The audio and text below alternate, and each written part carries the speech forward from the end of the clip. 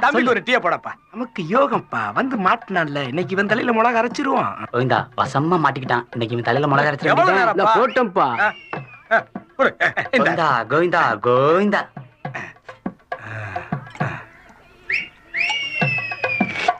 ஏன் கோவிந்தா, டீ ரொம்ப சூடா இருக்குல்ல கோவிந்தா? ஆமா கோவிந்தா.